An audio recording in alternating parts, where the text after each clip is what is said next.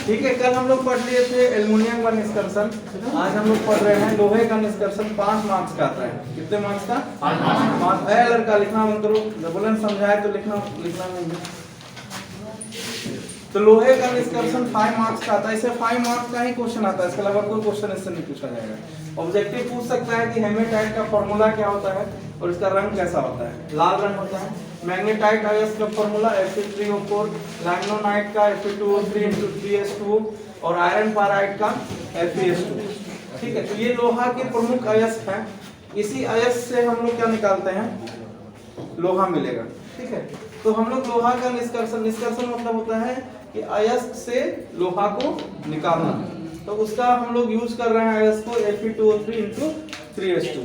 तो हम लोग सबसे पहले क्या करते हैं, उसका सांद्रण करेंगे, यानी कि अयस्क को हम लोग क्या करते हैं, साफ सुथरा करेंगे। तो अयस्क का सांद्रण में हम लोग उपयोग करते हैं चुंबकीय पृथक्करण विधि। इससे पिछले वाले क्लास में वीडियो में बना दिए हैं, ठीक है, देख लेना कि चुंबकीय पृथक्करण विधि द्वारा सांद्रण कैसे होता है। तो चुंबकीय पृथक्करण विधि द्वारा हम क्या करते हैं, सांद्रण करते हैं। अब अगर तुमको इसको और लंबा करना हो तो चुंबकीय पृथक्करण विधि को लिख सकते हो तुम, उसका डायग्राम बना के कि हम इसमें ऐसे चुंबकीय पृथक्करण विधि द्वारा लोहे को निकालते हैं। नहीं था 2 चक्का घूमता था, रोलर के ऊपर हम चूर्ण गिरा देते थे, तो जो चुंबकीय पदार्थ होता था, चुंबकीय अयस्क, वो नजदीक में गिरता था, अशुद्धियां दूर चली जाती थी। मतलब पढ़ाना है तुम लोग घर में। लोहे के अयस्क का चूर्ण बनाकर हम लोग क्या करते हैं, चुंबकीय पृथक्करण विधि द्वारा सांद्रण कर लेते हैं। हमको क्या मिल गया? हमको शुद्ध अयस्क मिल गया, साफ सुथरा अयस्क मिल गया। अब हम लोग उस अयस्क को क्या करते हैं, ऑक्साइड में परिवर्तन कर देते हैं। फ्लो चार्ट देखना, उसमें लिखा हुआ है कि पहले क्या करना है, फिर क्या करना है, फिर क्या करना है। तो सांद्रित अयस्क का ऑक्साइड में हम लोग क्या करेंगे, फिर उसका परिवर्तन कर देंगे। ऑक्साइड मतलब हमको उसमें ऑक्सीजन चाहिए, तो हम लोग भर्जन विधि का उपयोग करते हैं। भर्जन विधि क्या होता है, जिसमें वायु की अधिकता में किसी चीज को गर्म किया जाता है। तो Fe2O3 3s2 इसका भर्जन कर देंगे, हमको क्या मिल जाएगा, Fe2O3। हमको ऑक्साइड मिल गया ना। ठीक है, अशुद्धियां जो इसमें होगी, जैसे सल्फर, आर्सेनिक, फास्फोरस, ये सारी अशुद्धियां निस्तापन में क्या होती है, हवा में उड़ जाती है। ये SO2 बन के गैस उड़ जाएगा, H2O3 बन के उड़ जाएगा, P2O5 मिलके सारा गैस बन के हवा में उड़ जाता है। ठीक है, अब हमको क्या मिल गया है, ऑक्साइड मिल गया। अब लेकिन ये सारी प्रक्रिया को हमको एक वात्या भट्ठी में कराना होगा। ये इसको बोलते हैं वात्या भट्ठी, ईंटे का बना होता है पूरा। ठीक है, इसमें खास बात क्या है कि इसके आकार के हिसाब से इसका तापमान निश्चित किया जाता है। जैसे ऊपर वाले हिस्से में तुम्हारा 400 डिग्री, फिर 700, फिर 800, 1000, 1200, 1500, 1600, इस तरह से इसका पूरा तापमान सेट होता है। सबसे निचले स्तर का तापमान वात्या भट्ठी में सबसे ज्यादा होता है, सबसे ऊपरी स्तर का सबसे कम होता है। ठीक है, नीचे से ही गर्म होता है। और इसका जो प्रक्रिया चलता है ये उल्टा चलता है, मतलब सारी प्रक्रिया जैसे हम लोग डालेंगे तो ऊपर से होना नहीं शुरू होगा, नीचे से उसकी प्रक्रिया चलेगी, नीचे के तापमान से। तो सबसे पहले क्या करते हैं, इसमें 2 छिद्र होता है, एक से तुम्हारा पिघला धातु निकल जाता है, एक से तुम्हारा धातुमल निकल। धातुमल यानी कि जो इसका गंदगी होगा, पूरा का पूरे जो अयस्क में गंदगी है वो सारा धातुमल बन के निकल जाए। और जो भी अशुद्ध गैस है, जैसे ये सब तुम्हारा अशुद्ध गैस हुआ, ये सारा अशुद्ध गैस इसके बाहर निकल जाता है। तो इस चैम्बर में, इस वात्या भट्ठी में हम लोग सबसे पहले जो सांद्रित अयस्क है उसको कोक एवं चूना पत्थर के साथ मिलाकर डाल देते हैं। यानी कि Fe2O3 को हम लोग क्या करते हैं, इसके साथ मिलाकर इसमें डाल देते हैं। इसमें जैसे कि कोक कार्बन, कोको कोला में कार्बन, कोक होता है कार्बन, लिखा हुआ भी होगा, पिछले क्लास में होता है। ठीक है, तो हम लोग क्या करते हैं, सबसे पहले भर्जित अयस्क को कोक तथा चूना पत्थर के साथ मिश्रित कर वात्या भट्ठी में डाल देते हैं। तो वात्या भट्ठी में हम डाल दिए।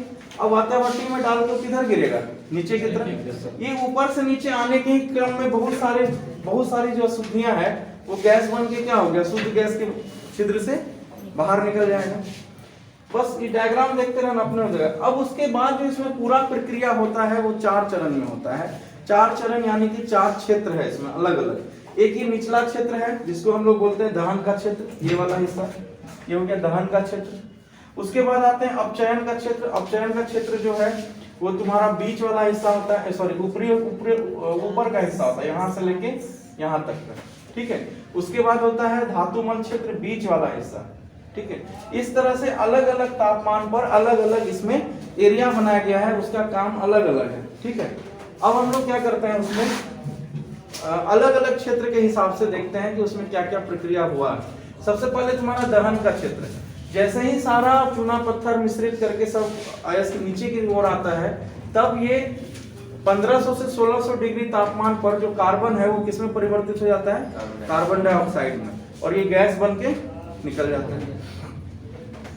उसके बाद जो, अच्छा आप बोलोगे सर इसमें कार्बन क्यों डालते हैं, कार्बन को जब निकालने था तो फिर कार्बन क्यों डालें, कोई बता सकता है? कार्बन को जब निकालना था CO2 गैस ही बना के, तो कार्बन को डालेंगे क्यों? नहीं डालेंगे तो आयरन गलती खत्म नहीं, और कोई कारण? तो जो होगा वो बढ़ेगा तो भर्जन ही होता है। नहीं, अपचयन कब होगा? सुनो, पढ़ा नहीं था इसके, इतना अच्छा नोट। ये चैप्टर बहुत भी आई, हम बार बार बोल रहे हैं इस चैप्टर का, जाके गैस ऊपर क्वेश्चन बैंक में देखना, सबसे ज्यादा पूछा जाने वाला क्वेश्चन होता है इससे इनऑर्गेनिक केमिस्ट्री में। तुम लोग इसको सीरियसली नहीं लिया, जबकि हम बहुत सीरियसली पढ़ाएं, नोट्स भी दे दिए हैं ग्रुप में, वीडियो भी बना बना के डाल रहा हूँ। और ऐसा नहीं कि वीडियो नहीं दिखता है, सब कुछ दिखता है उसमें, सुनने के बाद ही समझ में आ जाएगा। क्लास में भी पढ़ा रहे हैं, ऐसा नहीं कि हम वीडियो बना रहे हैं, वीडियो को कैमरा देख भी नहीं रहे हैं, तुम लोग को ना देख रहे हैं। तो इसको सीरियसली लो, जाके इतना स्टेप बाय स्टेप सब कुछ पढ़ाया कि अपचयन का प्रक्रिया होगा, उसके बाद ही कुछ होगा। अपचयन का प्रक्रिया कराने के लिए हम लोग कार्बन का उपयोग करते हैं। धातु ऑक्साइड का जब ऑक्साइड हमको मिल जाता है, उसका अपचयन होता है, अपचयन के बाद ही कोई और प्रक्रिया फिर होगा। तो अपचयन कराने के लिए हमको कार्बन चाहिए, ठीक है। और भी रीजन होता है कि हम जो अयस्क को ले रहे हैं वो अयस्क पूर्ण रूप से टूट के हवा में जो अशुद्धियां वो गैस बन के निकल जाए। तो कार्बन, तो दहन वाले क्षेत्र में क्या हुआ, कार्बन डाइऑक्साइड गैस मिल गया। अब इसके बाद हम लोग आते हैं अब अपचयन वाले क्षेत्र में। हम जो कार्बन डाल रहे थे वो किस में बदल गया, CO2 गैस में, और ज्यादा इसमें गैस आने के बाद ये बदल जाता है कार्बन मोनोऑक्साइड में। अब मेन काम इसी का, अब ये कार्बन मोनोऑक्साइड जब Fe2O3 से विक्रिया करता है, जो अयस्क हम इसमें डाल रहे हैं सांद्रित अयस्क Fe2O3, तो वो कार्बन मोनोऑक्साइड से विक्रिया करके 400 डिग्री सेल्सियस पर क्या बन जाता है, Fe3O4 और प्लस CO2 गैस, फिर CO2 निकल गया। तो मतलब हमको गैस नहीं रखना है। Fe3O4 फिर किससे रिएक्शन करेगा, कार्बन मोनोऑक्साइड से। हमको क्या मिला, ferric oxide, ferrous oxide, FeO plus CO2। फिर हमको ऑक्सीजन को किसी भी तरह से हटाना है, यही टारगेट है मेरा। फिर FeO का रिएक्शन किससे कराएं, कार्बन मोनोऑक्साइड से। तब यहाँ पे CO2 गैस CO2 निकल गया, बच गया हमको आयरन। अब ये जो आयरन बनता है, ये आयरन को बोलते हैं हम लोग स्पंजी आयरन। और यही इसी आयरन को मुख्यतः हम लोग निकाल के इसमें अलग अलग मात्रा में कार्बन मिला देंगे। तो ढलवां कार्बन का परसेंटेज पर निर्भर करता है, ढलवां लोहा चाहिए या राउट आयरन चाहिए, कैसा आयरन चाहिए तुमको, क्या बनाना है, तुमको कुदाली बनाना है, तवा बनाना है, या मतलब तुमको कांटी बनाना है, क्या बनाना है, जैसा तुमको चाहिए उतना परसेंटेज में इसमें कार्बन सिलिकॉन मिला के हमको वो चीज बना लेते हैं। ये उपयोगिता के आधार पर होता है। अब समय आया है कि जितना गंदगी है उसको बाहर करने का, तो वो है धातुमल क्षेत्र। धातुमल क्षेत्र बीच का हिस्सा होता है, देख रहा है बीच में धातुमल बन के निकलेगा। तो यहाँ पर जो चूना पत्थर है वो टूटता है किसमें, CaO प्लस CO2 में। अब ये चूना पत्थर का उपयोग इसलिए करते हैं क्योंकि इसमें सिलिकॉन डाइऑक्साइड नाम का बहुत जबरदस्त ये पाया जाता है अशुद्धि, क्योंकि थोड़ा ना थोड़ा बालू के रूप में रहता ही है। उसको पिघलाना बहुत नामुमकिन है। उसको पिघलाने के चक्कर में तब तक लोहा हवा बन जाएगा, उसका बहुत ज्यादा तापमान होता है। तो उसको निकाले कैसे, तो उसको किसी के साथ मिला के निकाल देता है। तो उसके लिए हम लोग चूना पत्थर डालते हैं। चूना पत्थर क्या होता है, ये टूट के CaO प्लस CO2 देता है। अब ये जो कैल्शियम ऑक्साइड है, ये CaO यहाँ पे क्षारीय प्रदावक का काम करता है। अब ये प्रदावक क्या है, उस पर भी लेक्चर बना हुआ है। क्या होता है प्रदावक, जो अशुद्धि है, गैंग है, उसको निकालने के लिए हम लोग क्या करते हैं, हाँ प्रदावक मिलाते हैं। प्रदावक और अशुद्धि यानी गैंग मिलकर धातुमल बन के निकल जाता है। बहुत खूबसूरत वीडियो बना हुआ है, इस पर जाकर देख लेना, और नोट्स में भी लिखा हुआ है, पढ़ोगे भी तो समझ में आ जाएगा। तो क्या हुआ, CaO प्लस SiO2 दोनों आपस में मिल जाएगा, क्या बन जाएगा, कैल्शियम सिलिकेट। ये कैल्शियम सिलिकेट अब आसानी से यहाँ से निकल जाएगा। कैल्शियम सिलिकेट धातुमल तुम्हारा लोहे से हल्का होता है, इसलिए अगर लोहा यहाँ है तो धातुमल यहाँ पे तैरता हुआ रहेगा, मिलेगा। ठीक है, ये हल्का होता है धातु से, इसलिए ये धातु के ऊपर तैरता है। ठीक है, तो यहाँ से धातुमल निकल जाएगा। धातुमल निकल गया, हमको क्या मिल गया? लोहा मिल गया। लोहे ना चाहिए था। तो CO क्षारीय प्रदावक का काम करता है। जहां धातुमल बनता है CO प्लस SiO2, ये क्या बन गया? SiO2। हाँ, ये धातुमल बन गया। ये बहुत हल्का होता है, ये धातु के ऊपर तैरता है। ठीक है, अब है गलन क्षेत्र। अब गलन क्षेत्र में क्या होता है? जितना बचा खुचा काम है, जैसे कार्बन कुछ बच गया, सिलिकॉन का मात्रा कुछ बच गया, मैंगनीज बच गया, फास्फोरस बन गया, तो जितना को हवा में उड़ना है वो हवा में उड़ जाएगा। बाकी जो स्पंजी आयरन में थोड़ा थोड़ा अवशोषित हो जाता है, हल्का हल्का, ज्यादा नहीं। तो यहाँ पर हमको लोहा बहुत अच्छी मात्रा में और एक शुद्ध अवस्था में मिल जाता है। फिर हम लोहे को अपने आवश्यकता अनुसार, लोहे का अलग अलग प्रकार होता है, उस प्रकार को आवश्यकता अनुसार हम लोग उतना परसेंटेज सिलिकॉन का और कार्बन का मिला के उस टाइप का लोहा निकाल देते हैं। सब लोहा एक जैसा नहीं होता है, सब लोहा का काम अलग अलग है। सभी लोहे में कार्बन की मात्रा अलग अलग है। जैसा कार्बन का मात्रा परसेंटेज डालेंगे, मान लो किसी में 0.2% to 5% डालेंगे तो हमको मान लो ढलवा लोहा मिल जाएगा, किसी में ये डालेंगे तो पिटवा लोहा मिलेगा, किसी में ये डालेंगे तो ये लोहा मिलेगा। नोट्स में बहुत अच्छे से लास्ट में 3 लोहा के बारे में दिया हुआ है जो एग्जाम में सबसे ज्यादा पूछा जाता है। ठीक है, तो इस तरह से तुम्हारा ये पूरा वात्या भट्टी का काम है। एक बार रिवीजन करा देते हैं। जैसे सबसे पहले हम क्या करते हैं, उसको चुंबकीय पृथक विधि द्वारा उसके अयस्क को साफ सुथरा कर लेते हैं। साफ सुथरा जो अयस्क मिलता है उसको हम लोग भर्जन करके उसको हम लोग उससे अयस्क निकाल लेते हैं। ठीक है, Fe2O3 निकलता है। Fe2O3 और कोक और चूना पत्थर को मिलाकर हम लोग वात्या भट्टी में डाल देते हैं। वात्या भट्टी वैसा जगह है जहाँ पर हर एक क्षेत्र अलग अलग ताप पर निर्भर करता है। अब यहाँ पे हम जैसे ही उसको डालते हैं तो सल्फर, आर्सेनिक और फास्फोरस जैसा जो अशुद्धि है वो गैस बन के इस छिद्र से अशुद्ध गैस से बाहर निकल जाता है। अब उसके बाद 4 चरणों में पूरी प्रक्रिया संपन्न होती है, जिसमें सबसे पहला चरण है दहन क्षेत्र। इस दहन क्षेत्र में तुम्हारा क्या होता है कि जितना भी जो कार्बन है वो तुम्हारा कार्बन डाइऑक्साइड में परिवर्तित हो जाता है और अधिक देने पर ऑक्सीजन वो क्या हो जाता है, किसमें परिवर्तित हो जाएगा? कार्बन मोनोऑक्साइड में।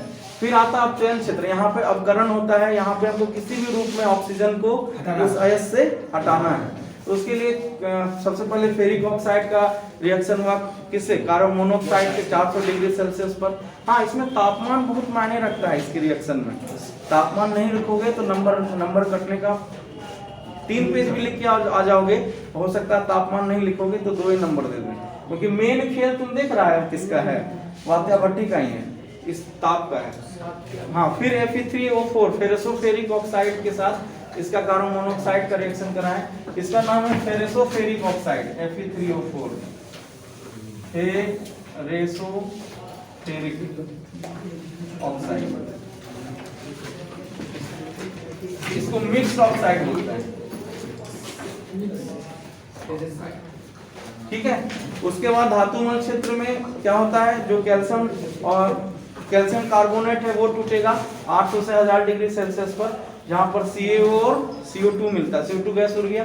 ये जो CaO मिलता है, ये CaO क्या होता है, फिर से अशुद्धि के साथ मिलके कैल्शियम सिलिकेट बनाता है। क्या बनाता है? Calcium silicate.